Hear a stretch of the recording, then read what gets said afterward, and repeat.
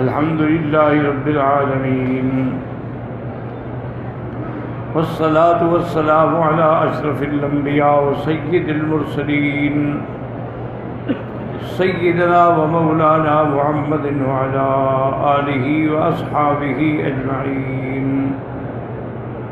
اللهم صل على سيدنا ومولانا وحبيبنا محمد وعلى آل محمد كما صليت على إبراهيم وعلى آل إبراهيم في العالمين إنك حميد مجيد. أعوذ بالله من الشيطان الرجيم. بسم الله الرحمن الرحيم. من اهتدى فإنما يهتدي لنفسه ومن ضل فإنما يضل عليها ولا تزر وازرة وزر أخرى وما كنا معذبين حتى نبعث رسولا. قال المؤلف والمفسر رحمه الله تعالى أدام النفع بعلومه وعلومكم في الدارين آمين إلى أن قال حدثنا عبد الله بن سعد قال حدثنا يعقوب قال حدثنا أبي صالح بن كيسان عن الأعرج بإسناده إلى أبي هريرة رضي الله عنه أن رسول الله صلى الله عليه وسلم قال اختصمت الجنة والنار فذكر الحديث إلى أن قال. اب اس روایت مبارک میں حضرت ابی ہریرہ روایت کر رہے ہیں. حضور پاک نے فرمایا کہ جنت اور جہنم نے آپس میں جھگڑا کیا. اما الجنت فلا یظلم اللہ من خلقہ احدا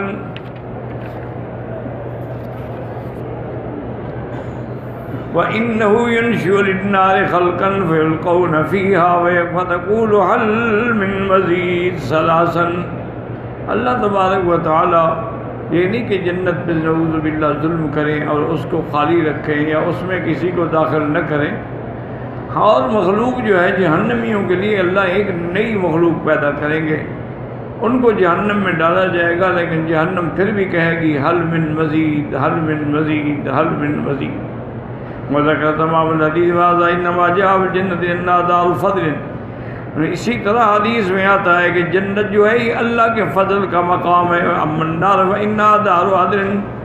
اور جہنم جو ہے وہ اللہ تبارک و تعالیٰ کے عدل کا مقام ہے. یعنی اس میں کوئی بھی جنت میں داخل نہیں ہوگا مگر اس کے فضل سے اور کوئی جہنم میں نہیں جائے گا مگر عدل سے.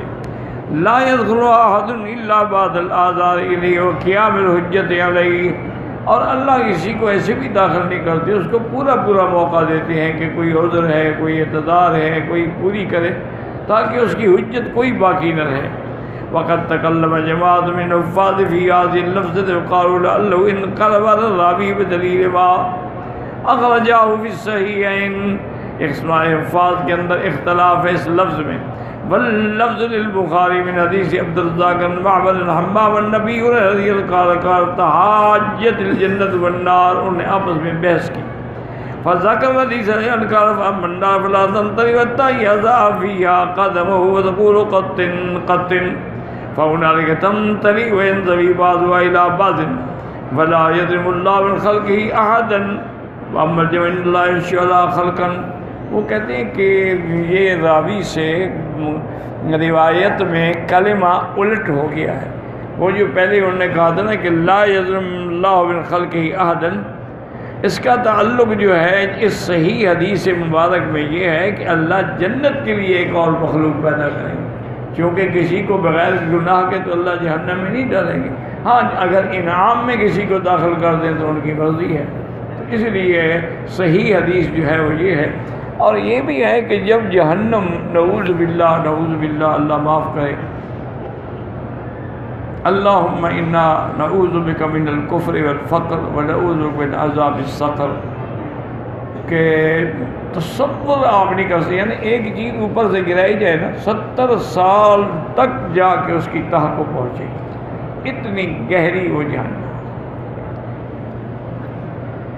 اور اسی طرح بعض روایات سے یہ بھی معلوم ہوتا ہے کہ یہ جتنا سمندر ہے نا, گویا کہ اس کے نیچے بھی جہنم ہے. اسی لیے ایک روایت میں ہے کہ ان تحت البحر نارن، سمندر کے نیچے آگ ہے۔ حضرت عبداللہ ابن عمر رضی اللہ عنہما اپنے اجتہاد کی وجہ سے اس سمندر کے پانی سے وضو نہیں فرماتے تھے، حالانکہ جائز ہے، یعنی سب صحابہ کے نزدیک جائز ہے، جمہور کے نزدیک جائز ہے، کہ ان کا اجتہاد کہ میں نہیں کرتا، میں نے سنا ہے کہ اس کے نیچے جہنم ہے، تو جہنم والے پانی سے میں کیوں وضو کروں؟ تو بہرحال یعنی یہ سمندر جو ہے یہ جب قیامت کا وقت آئے گا نا جی، تو اس کے نیچے جو جہنم ہے، جہنم کے اوپر ایک غلاف حجری ہے، ایک دیوار، ایک اس کے اوپر چٹان، اور وہ غلاف حجری اتنا شدید ہے کہ آج کی نئی سائنس نے جتنی ڈرلنگ کی ہے، انہوں نے زمین میں 4-4-6 میل نیچے چلے گئے، پیٹرول نکالا ہے، ڈائمنڈ نکالے ہیں، بڑی بڑی چیزیں، لیکن وہ کہتے ہیں کہ جب ہم اس حجری پر، اس جس کے اوپر اللہ نے پردہ رکھا اس پہ پہنچتے ہیں، پھر ہماری مشینیں بیکار ہو جائیں، اس کے نیچے نہیں جا سکتے کہ اس کے نیچے کیا ہے، ہم جب مشین نیچے جاتی ہے تو ہم کیسے معلوم کریں؟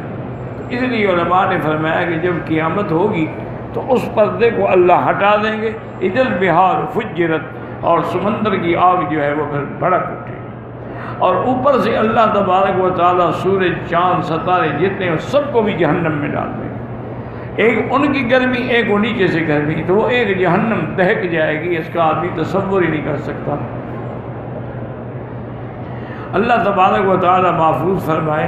تو بہرحال اب خود اندازہ کرنا کہ سمندر کتنا بڑا ہے، پوری دنیا میں 3 حصے پانی ہے اور 1 حصے میں دنیا رہتی ہے، تو یہ گویا اتنی بڑی جہنم ہے، لیکن اس میں بھی جب کافروں کو ڈالا جائے گا تو پوچھا جائے گا کہ تمہیں اور ڈالیں، ہوگا کہ ہاں حل میں اور ڈالیں اور ڈالیں اور ڈالیں، حتیٰ کہ مانگتی رہے گی۔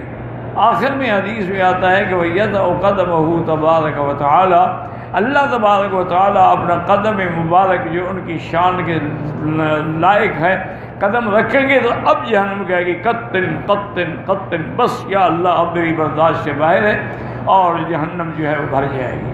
تو اللہ تبارک و تعالیٰ کا چونکہ قدم کا ذکر بھی قرآن میں موجود ہے، اور آپ کے وجہ کا ذکر بھی موجود ہے، آپ کے ہاتھ کا ذکر بھی موجود ہے کہ ید اللہ فوق ایدیہم اینما تکونوا فثم وجہ اللہ، اسی طرح اللہ کے آنکھوں کا ذکر بھی موجود ہے، وَاصْنَعِ الْفُلْكَ بِأَعْيُنِنَا۔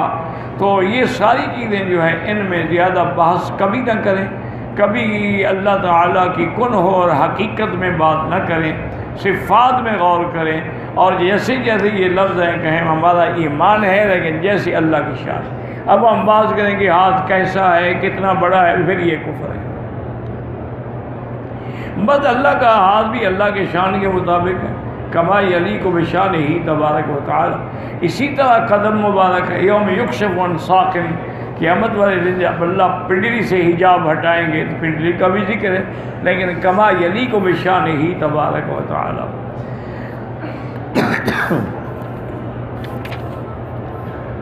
بقی ہاؤنا مسلطن قد اختلفت الائمہ رحمہ اللہ تعالی فیہا قدیما وحدیثا وہی الولدان الذین ماتوا وہم صغار وآباؤہم کفار ماذا حکمہم۔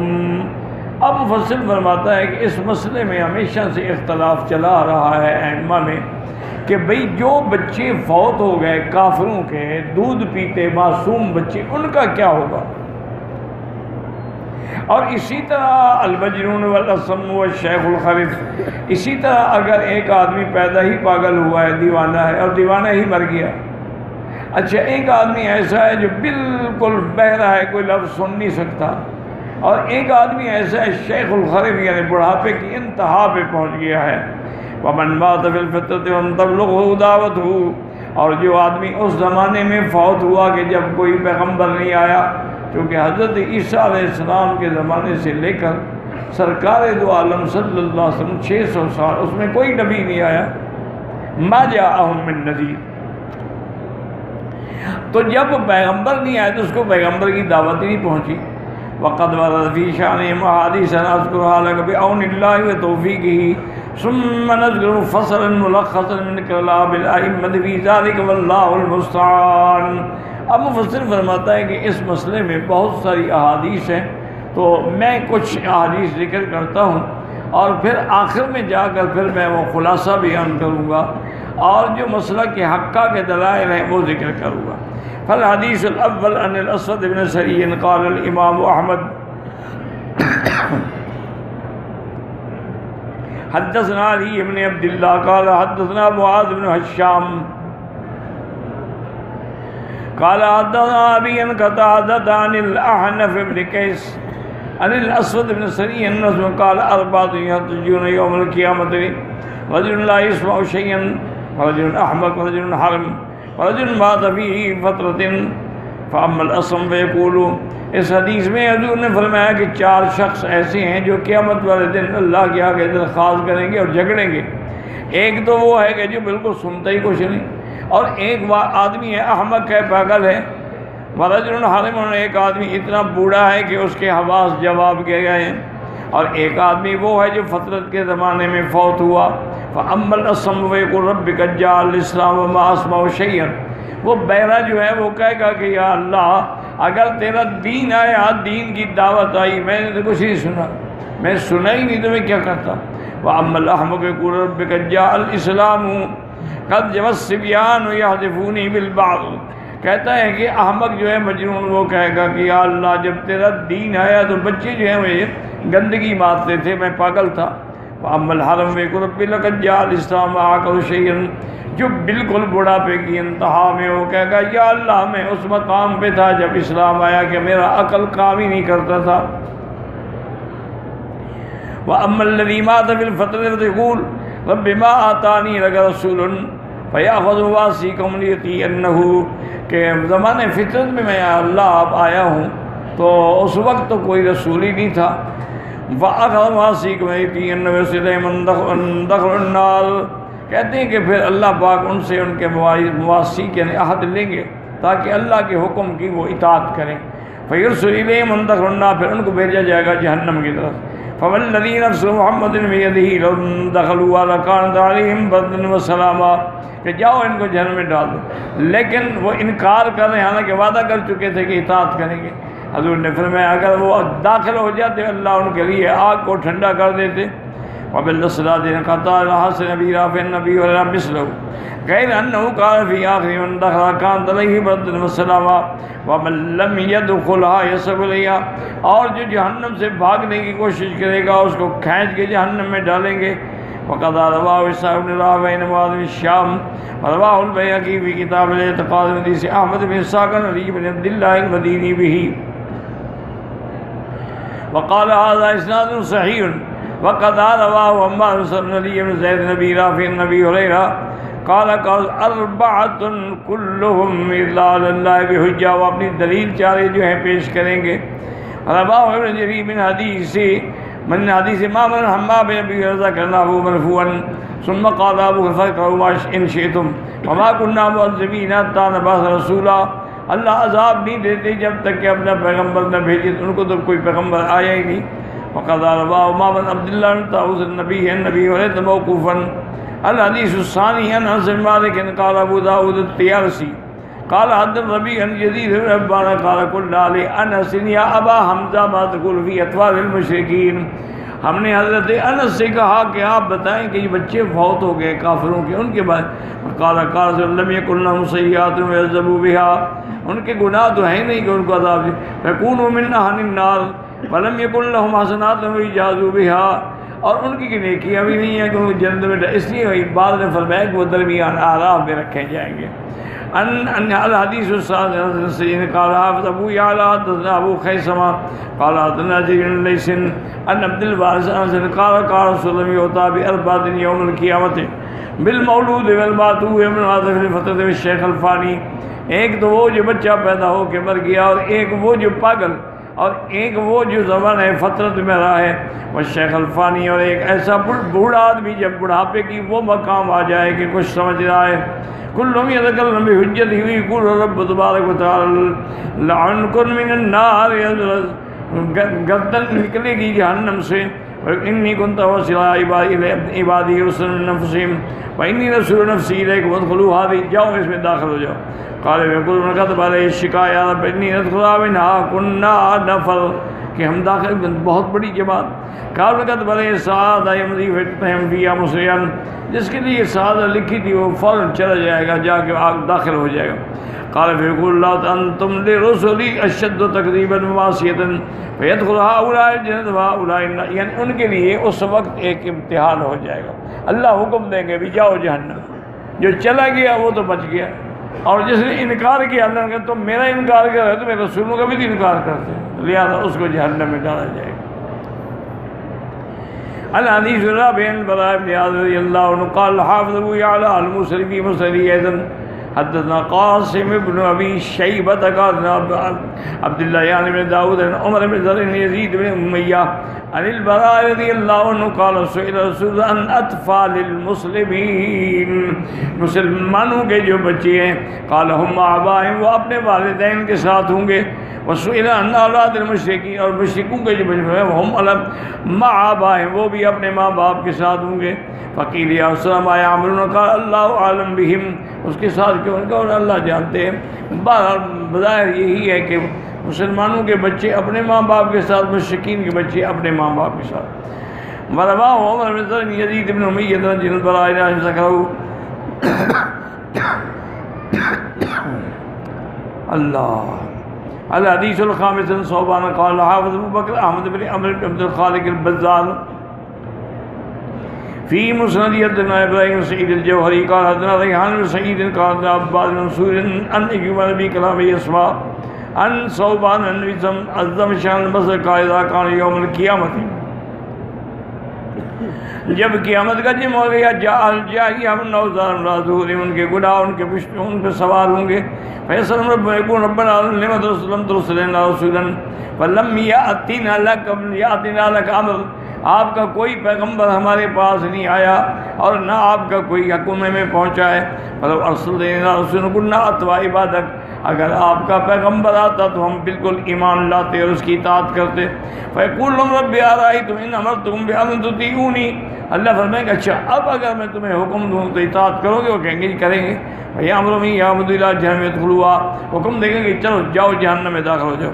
فإن تركوا تزادهم منها وجزا تغيرا وزفيرا، جب وہ جہنم کے قریب جائیں گے تو جہنم سے جو آوازیں اس کے غصے کی آگ بھڑک رہی ہوگی. فرجعوا إلى ربهم يقولون ربنا آخرنا وأجرنا منها وكل من ظلموا إني أمرت بأمر تطيعوني، یا اللہ ہمیں بچا. اللہ فرمایا تم نے وعدہ نہیں کیا کہ جو حکم دیں گے آپ ہم مانیں گے، پھر کیوں نہیں مانا آپ نے؟ فيأخذ ذلك معصيهم يقول اعبدوا إليه وادخلوا أنت وفرقوا منها وارجعوا ربنا فرقنا منها ولا نستطيع أن ندخلها فيقول ادخلوها داخلين. فقال النبي لو دخلوها أول من كانت لهم بدر وسلاما.